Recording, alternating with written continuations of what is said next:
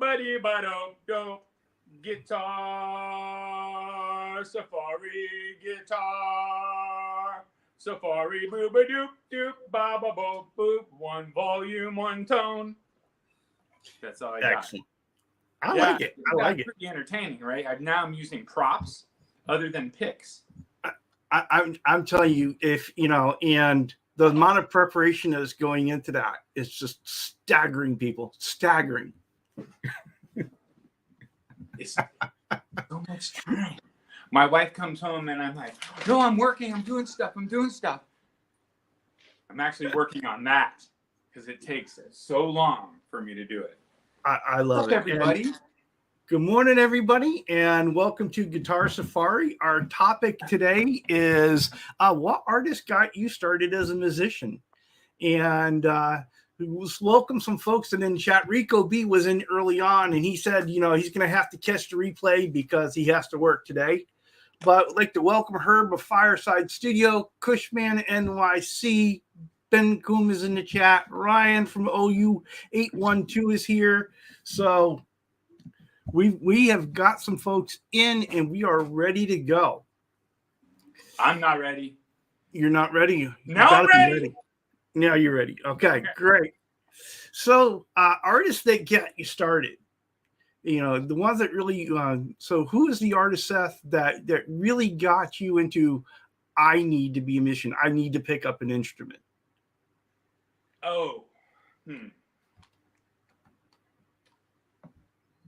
My first album that I ever received, and it wasn't something that I asked for, it was just given to me, and so it was kind of pushed on me, was Grease, the double album of Grease. And so that's probably the first album that I ever put on was stoked. But that was not the first. I want to tell you the first song that got me stoked. That was like, oh shit, I need to pick up that guitar that I've had in the house, and I had guitars my whole life around me. The song that got me stoked, and I was like, oh, I need to play that, was Kiss, and it is Lick It Up.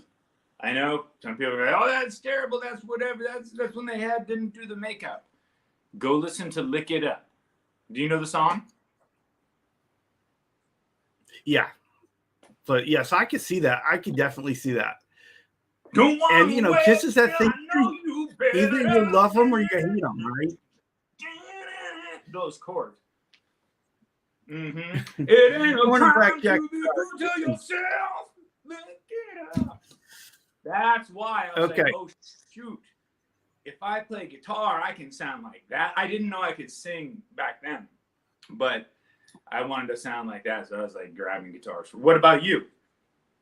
Well, see, I didn't pick up a guitar until really late in my life, until 50s, right? And but when I look back on it, when I look at when I was in that middle school age and I was just starting to pick my own music rather than listen to the same stuff that whatever your parents had planned, and my parents had some really varied interests. So there's a lot of stuff that they listened to that I still listen to. But for me, of course. And was there a particular song? The first time I heard Lady. Yeah. Because it has, it just has everything in it, right? It goes, Styx did this thing where sometimes they would start a song and it would start as a ballad and it would end as a rocker, right? And so it was part of the thing that really attracted me. And they really, every time they had a show, it was a show. Right. And so even if you were a kid having to watch the concert on a TV or watching a music video on MTV, you got the sense of what it was like to be at that show, and so and they were really entertaining. And of course, I was in middle school when Roboto came out, right? Oh yeah. Yeah, and so they did the whole video thing behind that and the story, and that sucked me in even more. And I went through the whole discography, but really Paradise Theater was the one for me, right? It's probably my favorite, and if that and the Best of Styx, just because it led everything up to that point. And I was convinced for the longest time that I was going to be the next Dennis DeYoung, because I started, I was starting to try to learn to play piano. I had no clue what I was doing, and, little cheap Casio keyboard and trying to figure out stuff. But I was already, a musician. I'd been a clarinet player and a bass clarinet player, and I had learned to play all 4 saxophones for school band, right? And so, I had been a musician, but I was like, what makes me really want to pick up something and play? And it really was sticks. I wanted to learn those things. Now, did I get there? No. But as I went back and I came to guitar back in my 50s, it's like, okay, it's time for me to start, trying to figure out some of these songs. And so a couple of their songs I've kind of worked a little bit on here. I was really surprised how many power chords are in some of their songs. It's like, oh, really? It's a 1-finger chord? Seriously? They're so necessary. Power chords, double stops. They're magical. They're like, and then when you add the right amount of gain. Earlier today, I was just messing around with my little tiny Roland Cube, the portable amp. Dude, that thing sounds killer. That amp sounds killer. Like, it's got a lot of really cool, fun little tones in it. Hey, when I was a little kid, I was in, I think it was 7th grade. My mom took me to San Francisco to like Henry J. Kaiser Stadium. It's kind of shady part of San Francisco. Anyway, little kids, me, my big brother, we split our birthdays. I'm October 29th. He was September 27th. So my mom took us to the Twisted Sister show, like right in the middle. It's both your birthdays, guys. But it was killer because it was like Twisted Sister, Y&T, Lita Ford, and somebody else. Anyway, we made a big Twisted Sister banner, the big piece of, and hung it on the side of where my mom, had us go sit and watch the show. And during the show, the singer Dee Snider's like, "Yeah, man, I see that banner up there. You guys freaking rock and roll," right? Whatever. So I got all stoked. Mind you, I'm like, I don't know how old you are when you're like, I was in 6th or 7th grade. I was young. Go downstairs, little kid, flowing little mullet. "Hey, can I go backstage and meet Dee Snider and get this signed?" Right? And the guy was like, "Dude, he didn't say this, but what he should have said is, you have no idea how much cocaine they're doing backstage. I can't let you go backstage. It's dangerous for you." But what he said was, "Hold on, give me that thing. Hold on, I'll get it." And so he brought it back. I don't know if he went around the corner and wrote it, but it didn't matter. But he came back out with it, and it said, "To Seth," because he asked me my name.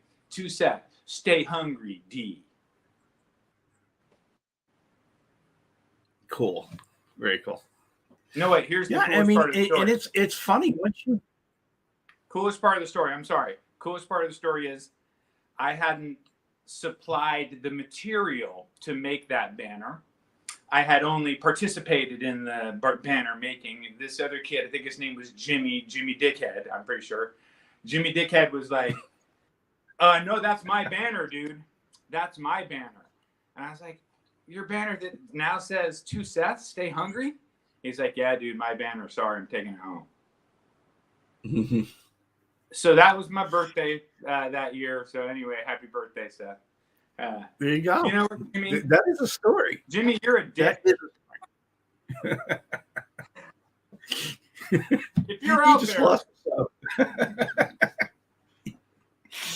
Well, it's funny because you find that band that really gets you into things, right?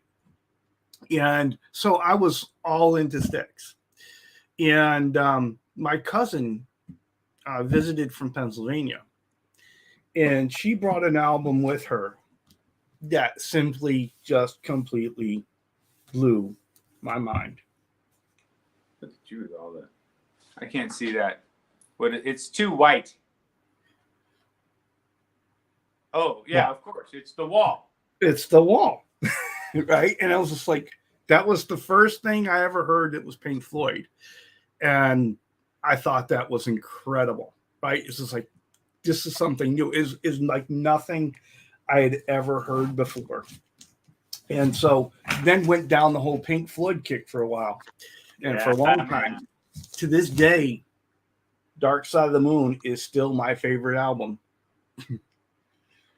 This is the one that when I'm having a bad day and my world turns to shit, come to this, turn on Brain Damage, and this have is young for you, because if they didn't have a Marshall stack, and like I wasn't into it. Like for a long time, I missed out. I didn't listen to Rush because I for some reason I skipped it. But I was big time into all the California thrash, a lot of punk rock too. When I was in junior high school, I started going to kind of a famous punk rock club in Berkeley and seeing like bands like Operation Ivy and other Corrosion of Conformity, other famous punk bands that I like, and ska that I liked a lot as a kid. But yeah, man, dude, what does anybody else say about their favorite stuff? Well, we have in the chat, let's see. Cushman NYC says for him it was Tony Iommi in Black Sabbath, right? And then he was off to the races after that. And I get that. I remember that when coming out. It ain't an SG, so but it'll have to do. Keep talking. And let's see, Cushman NYC, he also goes on to say that the concert was Heaven and Hell in Long Island. Let's see. Dennis Ellis on the grill. So, but he's lurking. And Herb Fireside Studio is he's recovering from his knee replacement, and so we're wishing him well and thanking him for being here. Let's see, and welcome to Guitar Man 45. And when I was talking about Styx, he was saying he's seen Styx about 50 million times because the girls always wanted to go. Exactly.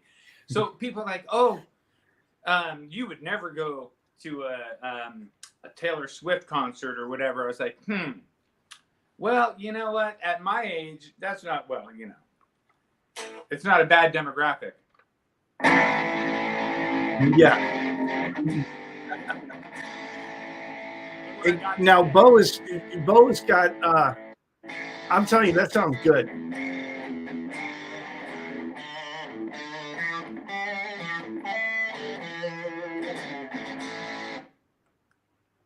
Sounds okay. That sounded good. It was good. So Guitar Man 45 says he hung out with Lita Ford in the 80s after one show in Royal Oak. Lucky man. Yeah, he's got all the good stories. And Gear Junkie 35 says maybe cliche, but Slash. He saw the video of Sweet Child of Mine, and it was all over. He knew the guitar.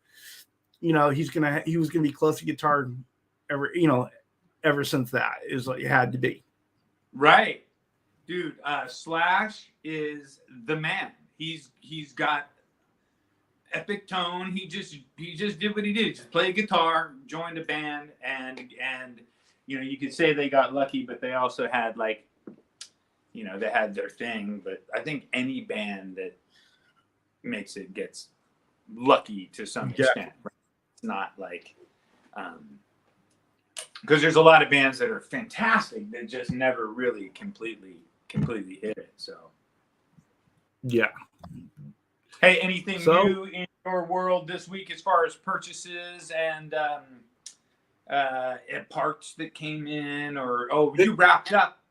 I wrapped up a big project. Yeah, I got the Unbelievable Telly, sister Telly, all done, set up. It is ready to go out the door. I even put the strap buttons on it. That's how done it is. See, that's the last thing I do, strap buttons. The last thing I do is get all the freaking parts that you forget, like the switch tips. Dude. I mean, frick, because I some of the Strat switch tips will fit the small ending, and some will fit the big American ending. I typically have the big American. Anyway, I'm waiting on that for that gold one. That one needs a plec anyway, so it has to go out for its plec, and then it'll be ready to go up for sale. That one is super light, super light. I haven't waited. Yeah. Oh, you need to show off your rosewood backplate. It's not, that rosewood backplate is not done. But I was trying to. So here's what I'm gonna do though. I'm gonna buy a scroll saw. Yeah. You know, it's you can get an inexpensive one for under $100. And even though I'm on a very slim budget at this point, I feel that it will make things so much quicker. I don't really need a bandsaw or a huge table saw. So if I need to cut something in half like that, I could use a jigsaw, you know. But what I need is to do fine cutting for the. I'm getting into it. I like doing the custom shape of the pick guard, like this new kind of comma looking shape. This one's not done. It's just cut and needs to be shaped, which I do kind of. Yeah, and it's like in like I said, that the more I look at that, the more it becomes, because my mind wants to see the traditional telly pick guard, right? And so in that shape, and so, but the more I look at that, especially on that guitar right there, on the pink sparkle, it suits it so well. Burgundy mist. Burgundy mist. Mm-hmm. Yeah. And I screwed that up a little bit, tiny bit. You can see down here, down and the sides on the bottom. But it's pretty good for a first cut. Not using a scroll saw. It's got these. We've already seen this one a couple times on the show, but now it's not done. It needs a setup, which I could probably do later today, and then it goes off. What the basic setup? Start the bone nut, and then send it for the plaque. When it comes back from the plaque, finish the nut, polish the nut, finish the setup, take a bunch of pictures. Oh, and one last thing. This is another waiting for parts always. Have you ever ordered from WD Music? I have not. Okay. Well, if you do and you order a backplate, be forewarned that you also need to order your screws for your backplate. So I ordered a gold backplate and just got a backplate. And I was like, what the hell? That is weird. Every time I've ever ordered a backplate, it's come with the screws. Always.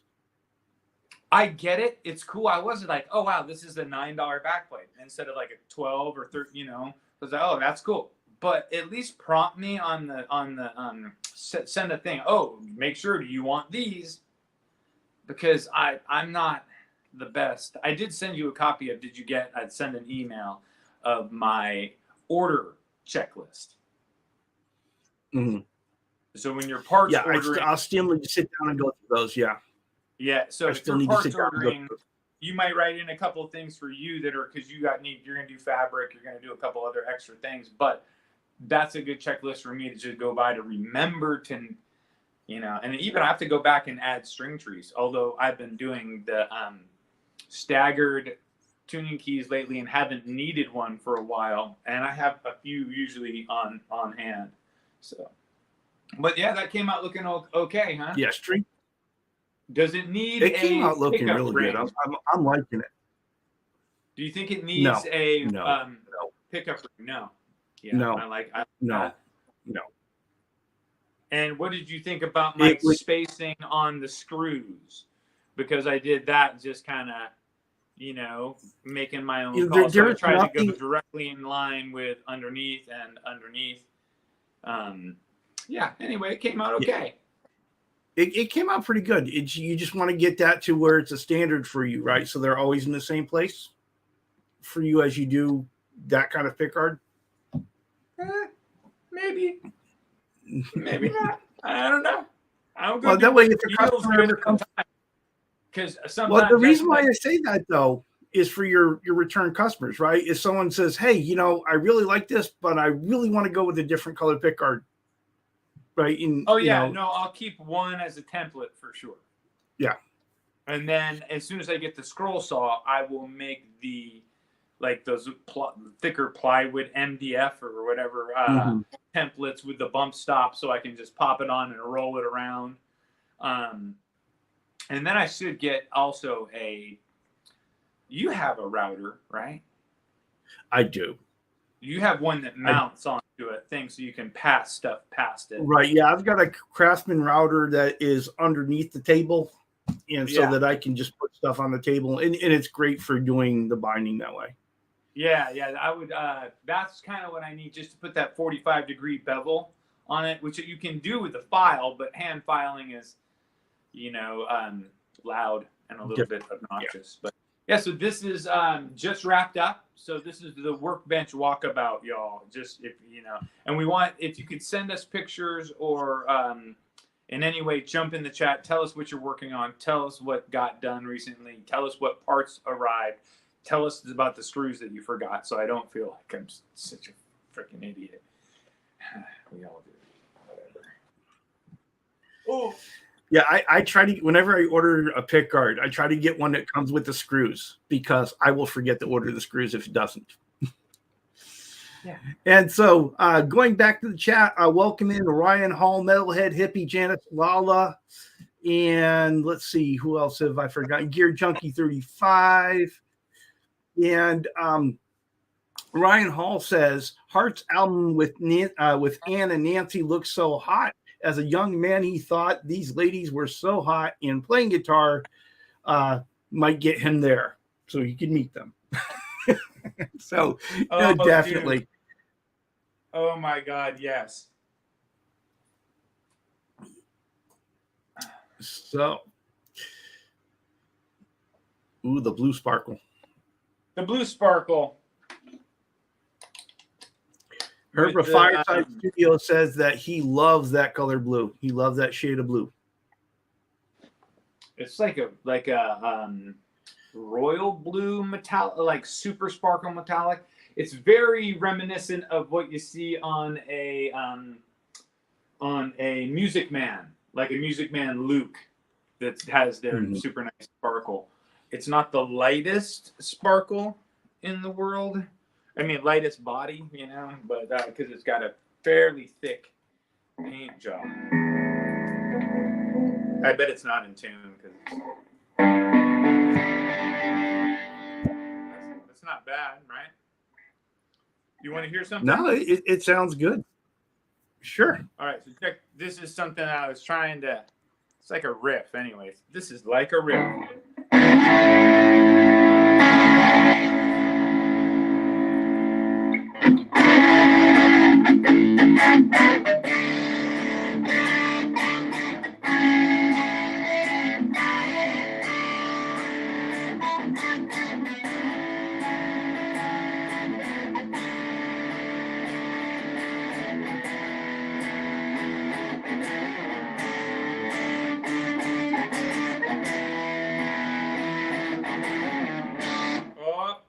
Screwing it up. But anyway, what do you think? Pretty heavy, huh?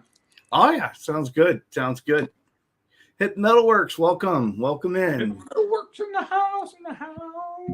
All right. So, folks, anyone else in the chat got a story of that artist that got you started as a musician? That first band.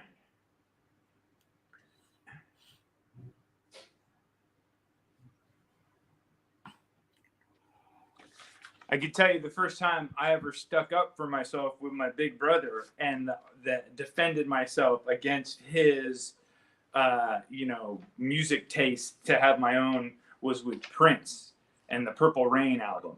Oh, yeah. He was like, oh, Prince, man, that's lame-o music, dude. That's not Megadeth, bro. That's not Slayer. And I was like, dude, I don't care if he has a purple jacket. That rocks. And I don't know if you saw all the girls with the hairspray, but I'm going there. Mm-hmm. And he was like, yeah. I think that's the moment that we started to diverge, although I clung on to his coolness for as long as I could. Well, I tell you, he was a man of immense talent. There was just no way, no two ways between that. And the variedness of the genres of music he could play was just fantastic. And to be able to walk in boots like that, that's freaking, come on. Who can walk in 6-inch heel boots with toe risers on them? Yeah. And still be able to not trip, right? No one in the chat bought anything this week. I think we do have we do have some updates in the chat from our last question. So okay. Ben Coombs says, "I'll say my dad, since I literally grew up in and around and figured I would learn to play sooner or later." So Ben's dad, was out and playing all the time, and so Ben was right there front row seat. I feel you. You were locked and loaded from the beginning. You were like looking up from a childhood, and like you heard the power chord, and your brain understood the power chord, and then the spot underneath your here, the gear acquisition spot, was activated quite early. And so, boom, you came into the world as a man ready to do the skada-gung, gung, gung. That was chugging. But also you could do like both the skada-gung and the, and he shreds. Anyway, good on you, Ben. Couple other ones. Herb from Fireside Studio says, Ace Frehley and Kiss. They were like comic book heroes when I was a young boy. The whole stigma and the mystery had them hooked. And I think that is the thing for a lot of Kiss fans, right? Because they did the makeup, they did the big heels and the outrageous costumes and the show, and it really was that kind of thing. Let's see, there was another one that was really good. Ryan Hall saw Jerry Lee Lewis when he was 12 or 13 years old. So, wow, what a show. That is a show I would have loved to have seen. And Ben Combs says, learning to play guitar is like learning to drive. It's just something you do. Guitar and Bo, Guitar Man 45 says, what started him as a musician was playing the accordion for Polish Polka Orchestra when he was 10 in 72. And he talked his dad into playing guitar a year later. So the accordion and the polka led to guitar. However you got to start. Yeah, exactly. Whatever you got to do to get in the door. Hey, I started in the mailroom. I when I first started at Sony Pictures. Anyways, you start at the low, and everywhere you go is up. Polka, although I bet you could get a pretty good gig. Hello, Paul McNary. What's that? I bet you could. I bet you there are tons of opportunities for that. And it's still, there's still plenty of folks that love to go to those festivals, right? But I wouldn't lead with that on my Tinder profile. You might want to put other aspects of your personality lined up, like the first 3 or 4 before you get to, I also am a professional polka or accordion. But it depends. Because you never know. Shakira, she needs one. She needs a squeeze box.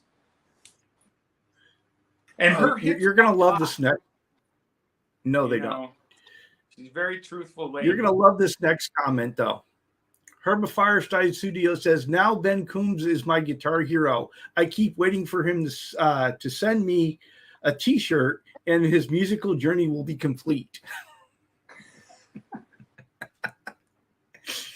Oh. That is just great. That's still rolling around in my head. Well, Ben shreds, and Ben's got a good riff writing ability. Like he chimed in once or twice with just like the riff in my head segment, which I wish maybe he'd do more, but I understand not doing it because I don't know why we're all so paranoid about people stealing our riffs and shit, because they're all kind of the same. But I get it, when you get a good riff, you don't want to instantly share it with the internet, because then you turn on the radio and that song. But whatever, I thought it was really cool. And I didn't steal your riff, although I wrote something very like it. Says one note different, and it's in my new coming song. I'm kidding. But I liked it when you did that little riff in my head segment. Do more. Another chapter from the Ryan Hall Mom Story Sessions. At 6 years old, his mother made his sister and him take piano lessons. He hated it, but made guitar playing come a lot easier to him, just like Eddie Van Halen said. Yep, she was smart. And let's see. I would do. Yeah, and Paul McNary says for him it was Noki, Edwards, and the Ventures. Oh, hell yeah! So yeah, this is really great. And welcome Music Therapy Laz. He's in the chat. Well, Laz has got his show coming up at noon today. So when we're done here, head over to Laz. And on Ben Combs show tonight is Charles Green. So if you haven't heard a good Charles Green story in a while, make sure that you head over to Ben Combs' channel tonight. Well, that's about my unwind time. I wake up and with my, coffee and California special, but on a Sunday. Anyway, on a Sunday, people be responsible. But then when it comes to be Ben Combs show time, oh yeah, it's on. I'm usually like post dinner or about to have dinner, and then we chill. Which is why I'm usually lurking, because I got that's when my wife actually requires my participation as a human being in a cohesive unit, which we all try to maintain, right? Tone Trek. So you ready for Tone Trek? I think we should do Tone Trek because we're at 11:31 already. Yeah, Tone Trek. People got to tell us any amps purchases, pedal purchases. I think Ben Combs, I saw your review on a new pedal that you got. It was cool. Or tone tricks that anybody has learned in this last week that was like, oh, that's a really cool trick that I hadn't done in a long time or hadn't done in a while. Please chime in with, this is the Tone Trek segment. Any amps that you got that are, or anything that you've, got recently, pedals that you've got recently, and new tone tricks. If you got any, for me, a tone trick that I have been doing recently would be running my bridge pickup in a Telecaster with a lot of gain, run it all the way wide open, but then put my tone all the way down to make it muffled, and I'm using that as a lead tone with an extra dB boost.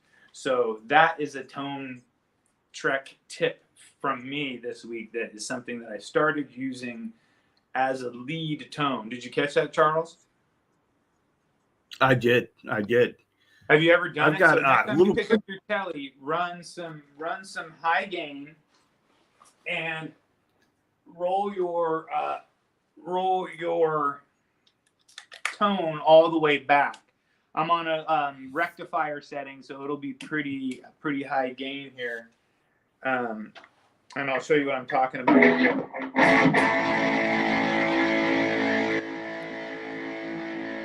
So that's with it, all my tone all the way up, right?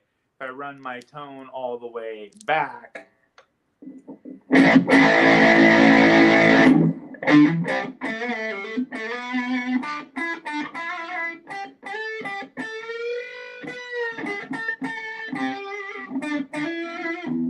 So it gives it that different, instead of,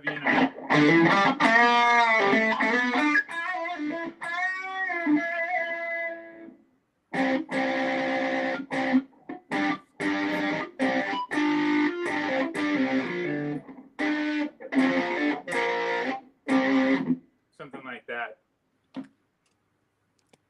Tone Trek tip of the week from Presley, California. I bet you 85% of everybody watching already knew how to do that. But look, we're trying to come up with stuff so that we're just not sitting here going dibbity doo dabbity do, which is cool too. But want to keep rolling with y'all, chatting about cool shit. So does anybody have any amps, pedals, tone tricks that they would like to tell us about?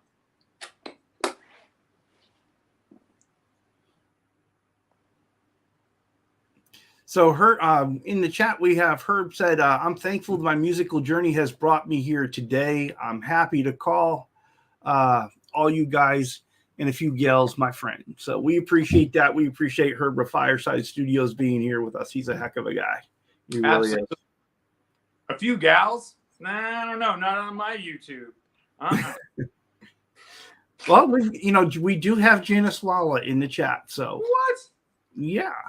That's unbelievable. So she should subscribe to me so I can have that 0.1%. And Janice is all around Janice is great. She's all around. She's in everybody's chat. She's really supportive of folks. So if you haven't checked out Janice's channel, check it out. There's a lot of fun stuff on there. I mean, I haven't checked out a bunch of channels, although I try to subscribe to everybody, even if you're someone who's on and just doesn't like post or have, videos, I'll still subscribe because, and I've been posting very infrequently because of my current status of waiting for the house that we've been building for 2.5 years to be completed. And once that's done, I can move in and really set up the workshop and it'll be easy to do these Sunday shows and easy to do more videos. And I'm not going to do it until it makes sense. So. Well, Gear Junkie 35 is one of our pedal experts here in the chat. And he says, a rat into a rat is fun. Low gain rat boosting on mid gain rat is huge. Oh, double ratified. Huh. You got to have 2 rats. Yeah, and Janice will be co-hosting with Laz at 12 o'clock. So definitely, yeah. So, I mean, that in that new music therapy show, that new format for him on Sundays is really great. He's been wanting to go ahead and do that music therapy show for quite a while, and I'm glad he's getting to do it. I love it. I love the clips last week that he showed and was like, "Oh, we're blowing that word right now," but it was really cool and informative, and that's the main thing. That's what will grow. People will, support you in other ways if the YouTube keeps blowing you up or whatever. But man, a rat on a rat. Now you just have now activated. Now I'm buzzing back here, dude. It's like yeah, but he was rat on a rat, but I don't even have a rat, and that would mean I need 2 rats. Oh shit! And he was specific, right? He is like low gain rat boosting a mid gain. So rat. I would have to do some research to get my rat knowledge up on which is a low gain rat and which is a high. But I did have a rat when I was a kid. I swear to God I had one, or maybe I borrowed one for a long, long time, but I know I had one in the mix for a while. And he's updating us on that. He says it gets the crunch without the shrill. It pushes the lead clipping without overwhelming the OP amp, causing all the harsh noise. Yeah, it's a tone journey, right? Yeah, it's like a presence knob on my Super 210. They added in that clip so that it can pull off the shrill. Because it's so loud that without that presence knob, it does exactly like it's just too much. So, Guitar Man 45 Ben was talking about relaunching his merch shop so that he can get his logos that he wants back onto his shirts. Yes. And Herb Fireside Studio says he'll use a Tone City Sweet Cream as a stay-on pedal and then hit something like a Boss Distortion or something else behind the Sweet Cream. Sweet Cream. Who makes that? Let's see. Sweet Cream is a Tone City. So always on pedal when I have if I'm getting my dad's tone, right? Always on pedal. Oh, there you go. Keeley Java. The boost. It has the germanium and the rigatorium flickaflamalalam. Mm-hmm. And the flickaflamalalam is the one that, dude, you keep it over there. Woo! Better look out. And it's just got that. It's got that. Why does he sound better tone, right? Yeah. And people are like, man, what is that? And it's not it's a boost, but you don't set it like a boost. You don't really set it to where it's driving. You set it at unity, and then you put it on the fliggity flamalam. And I don't know. It's just not the germanium. It's the other one. Yeah. Somebody that's smart knows that. But to me, I know what I named it, and I can remember that. That's how that works. Laz was saying, check this out. This is an old one, dude. This is number 9 or 807. 807. Wow. Here you go. And this is my dad's. Oh, that is cool. It's fucking cool. Dad gear is always cool. Ben Coombs can tell you that. He's got all the dad gear. Yeah, I mean, I haven't broke it out. When we get up to my other house, I'll break out my dad's Strat, and maybe we'll have Ben on, and we can have a dad's guitar session. Oh, that would be cool. I don't know. Would he come on with some low lifes like us? That would be so cool. No, we've both been on his show, so hopefully he would come on, hang out with us. Well, that would be that could be a whole nother episode, right? Show us your dad gear. Show us your dad gear. I like it. And tell us your dad jokes, because Oh, so we got some more things in the chat. Herb of Fireside Studio says he'll we already read that one. Sorry. Let's see my chat moving on me. There's a bar that's right down the street from my new house. And it's crazy because it's really mind-blowing. It takes me 10 minutes to walk down to get there. And then it takes me 25 minutes to walk home. That makes sense. Well, the difference is staggering. Exactly. I'm sorry. But Cushman NYC, he's gotten a wah pedal, and so he's trying to learn the finite adjustments he needs to make on that. He's working with that, having some fun. And Gear Junkie 35 is coming back in and saying low gain muff into a mid gain muff. Same principle, and dual tone stacks to a taste. Gilmore for delays, kind of fuzzy and sustain without adding the compressor to the mix, which adds too much noise into it. So, in his opinion. Now, I could say this, that I would be a lot more motivated to try to have two muffs at once than two rats. I'm just saying. So, yeah. So there's some other chats. There's other comments on muffs in the chat that I'll just leave you to read yourself. I can't read the chats, y'all, because I'm on my janky little iPhone. You'll just have to watch the replay. Well, yes.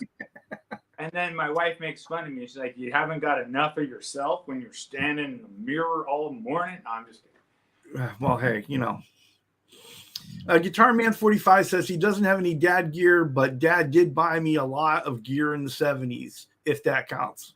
Hey, if dad paid for it, I'm counting that as dad gear. I'm sorry. Totally counts.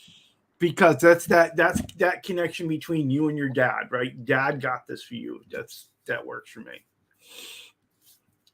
Absolutely. Like mom or dad or cousin or friend or anybody or somebody down here's a little quick story. Someone down the block that didn't even know me but knew that I was kind of a struggling kid in the ghetto and could probably see that I needed to get out of the hood and need to go to the beach. And he gave me a surfboard that he saw that I was actually going to the beach with this crappy old foam surfboard. And he was like, "You like surfing, kid? You're in Richmond." And I was like, "Yeah, well, my brother takes me when he has his license now." And he's like, "Shoot, well, you want a board?" He took me back to his shed. And I didn't even realize until like 4 or 5 years later, as I grew up, that board was probably worth about $800. And he gave it to a 12-year-old kid to just smash and bash. And that changed my life. I learned how to surf on that board. Wherever that dude is now, I need to track him down and say thank you. So things like that. If you get a guitar from someone or you can have that opportunity to pass it on to someone, do it. Do it. Because you might change someone's life. And you probably didn't need that piece of shit anyway. Well, that's the idea. You never know what influence you can be upon somebody else, right? And so, totally. Yeah, if you can give somebody something they've been looking to have so they can try it out, why not? Why not? That's some good advice. Even if it's encouragement. So you hear somebody that's trying something and they might really suck at it, rather than giggling and the fact that they're doing it is worth our admiration. Right? Oh yeah, when I was teaching, I had a student that was a phenomenal guitar player. Wow. And it was like at the height of all the John Mayer popular, and he could play all the songs. Right. And so I would let him come into my room at lunchtime and bring his guitar and just jam. And it was just that opportunity that he got to play, and he got to play for somebody. He enjoyed it. I enjoyed it. And I think it just encouraged him to keep going. And he wasn't smoking pot in the creek. Yeah, there you go.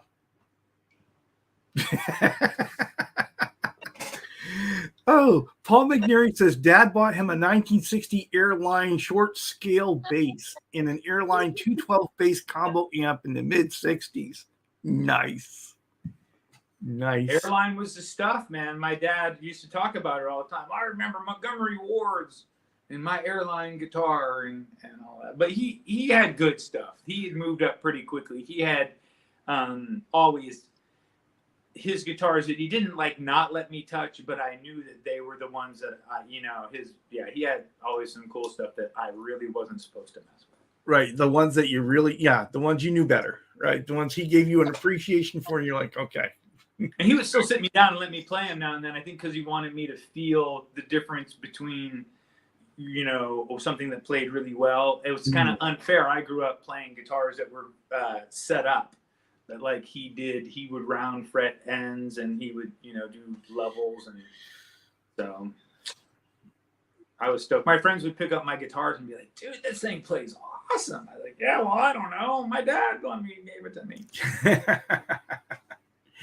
And Herb of Fireside Studios is upping the game. He says, well, I don't have any dad gear, but I've got my grandkids hooked. Yes.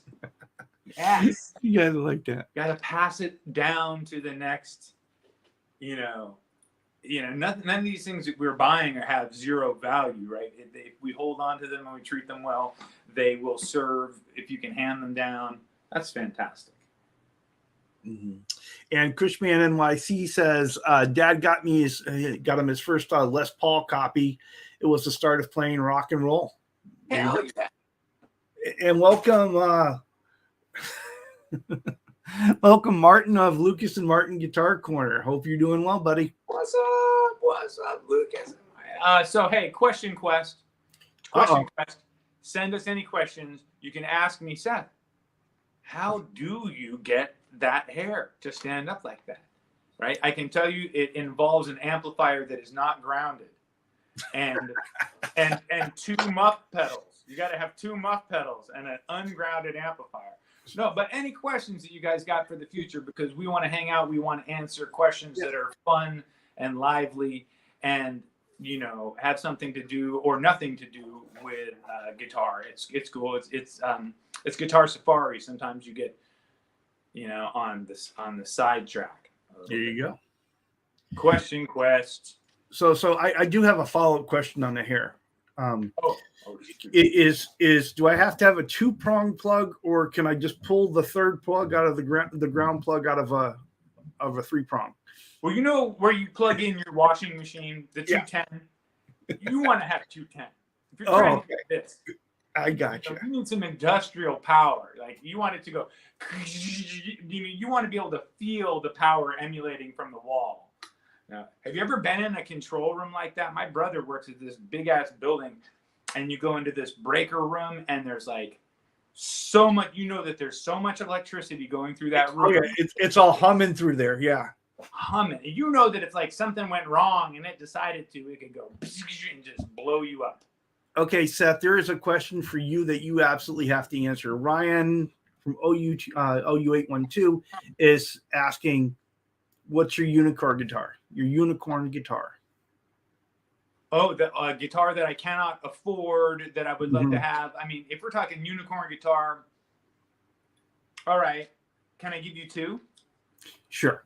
Okay, so I'll give you an acoustic and electric. An electric's pretty easy. It would be the top of the line custom shop, Ernie Ball Music Man, and I would want to go down and hang out with them when they make it. That would be like a unicorn guitar because they're so fantastic. Oh wait, let me change. I gotta change it. All right. It's obvious. It's so obvious. I would have a Todd Nichols custom guitar special. That would be my unicorn. And we would talk about what I would get, and he would do the top of the body, the best neck. It would be all flamed, and it'd be freaking killer. That would be my unicorn because I don't even need another guitar as it is, right? But that would be one. And the other one is, speaking of Toad the Wet Sprocket, their singer Glenn Phillips. He has played these Lakewood acoustics, right? That he's had forever and written all these songs on it. And it's kind of cruel, I guess, to pull something, but he has two of them. And he retired his guitars. Like he kind of he wrote so many songs. Now he's playing different guitars, and he never plays the Lakewoods anymore. So I was like, hey, dude, if you want to get rid of one of those two Lakewoods, I would totally. That would have me playing like it's got those guitars have magic in it. It's crazy. They're totally. So thank you for the question. That question freaking rocked. That was awesome. See how stoked I got on that question? I was like, I know it's great. I've got an answer. You know, I do have a guitar that weighs heavily in the back of my mind. And there were these elite tellies that Fender was doing for a while. Okay. And there was a jade green thin line. Right. Mm-hmm. Rosewood neck. Rosewood fingerboard, you know, maple neck. Right. And I think at the time when they came out, there were probably about 1,700. But in my world, that's like unattainable. That's crazy. Because when I bring it home, I'm sleeping on the street. Right. Let's just explain that teachers' budgets are you got homeless here. You got teachers. Mm-hmm. Right. But luckily for me, I do some guitars on the side. I do anything I got to do to get by. But yeah, anyway, keep going. So, but that telly, I remember seeing it when it came out, and I followed it on Reverb for years. Yeah, I would look at it daily, and I was like, and so now I'm like, I have it in the back of my mind that I will obtain that thing one day. And so the other guitar that I think about a lot. I'm a big B.B. King fan. Oh yeah. And remember the 335 that B.B. King used to use before he got the one without the F holes? I don't know. It's just a black 335. Okay. You know, just standard, and it had the F holes, but it was just. I remember that before he went to the one without. And right. So it's like, and I don't know why. I'm just like, okay. And you see 335 like that all the time, but I don't want any used black 335. I want his. I worked on a bunch not a bunch, but a few that were signed. Yeah. He signed a lot of stuff. He's totally was signing everything. So I did put the link to Laz's show into the chat for him. Fantastic. Hey, so go ahead and grab that. Any news? Anything that's keeping any new gear that's around the corner that's keeping anybody up all night that they're gassing about? Like, this is what I call nocturnal news. Just like what has got, for me, it's obviously those 4 freaking neck plate screws that I need to get for that Telecaster that I want to put this one. It's going to go out for the plec, and then it can go up for sale. But like a ding dong, I have the plate, but I need to switch that out. So That's my nocturnal news, is that I just need to order those. I also have been looking at the Spark, not the teeny tiny one, but the next size up as the mini. Yeah, the mini one, but not the teeny tiny jam. Right. Yeah, the teeny tiny one is the Go. Okay, not the Go. Yeah. Then, because I don't want people to go home with them in their pocket. I want them to use them here with headphones when they're in my shop playing the guitars. So I need to buy like 2 or 3 of them. But if the chat had any input or things that they've been gassing on that are small amps, that I could research, would be cool for me. It'd be helpful. Well, I know that if you don't mind a headphone amp, those Mustangs were pretty good. And they're inexpensive. Yeah. And, you know, I just don't want the little pocket ones. I want it to be this big so that people don't walk. Because it's going to be like I have my front room here that you kind of see now that has this. And then I've got my set up with my shelf over there and some my soldering station and all that stuff. But then I have this whole other room that is currently storage until we move into my new house. But as soon as we move in, this will become a showroom with tons of guitars. Well, Fender does make a Mustang Mini. You remember the original Mustangs? Yeah. The 1x10s, yeah. And well, they made a mini version of that too. Huh. That was had a battery, a rechargeable battery in it, I think. Yeah, because the Sparks are a couple $100, $200. That's kind of, I don't know if I'm getting 2 or 3 of them. I should be probably doing Guitar Safari stuff, huh? I should probably stay true to our motto here, and maybe I could do that, like to task myself. So Guitar Safari for me. All right, coming up, I need to get a scroll saw, which I might just order that on Amazon, because locally people have been asking like $100 for ones that I saw at Harbor Freight for $100. Mm-hmm. Don't judge me for using cheap tools. I know. But maybe I could do a Guitar Safari on getting a scroll saw and getting what was I just talking about? Lifestyle choices. Well, we were talking about those Guitar Safari for those amps that you need, because and that was how I got my Spark. I went on a Guitar Safari. I was cruising Craigslist. I think it must have been Facebook Marketplace, and I picked mine up for $100, practically brand new. See, and I bet you that there's a bunch of people that are like disappointed. Maybe it didn't do everything they needed it to do. Like they need something. You need to have it. Like we talked about this. You need to have a tool. Mm-hmm. You need to people buy it because it's a new. People buy it because it's a new thing. It's a thing. It's on all the YouTube channels and everything. And with the Sparks, they're really bassy out the speaker, and a lot of people don't like that. But oh my God, you put your headphones on, it's a different story.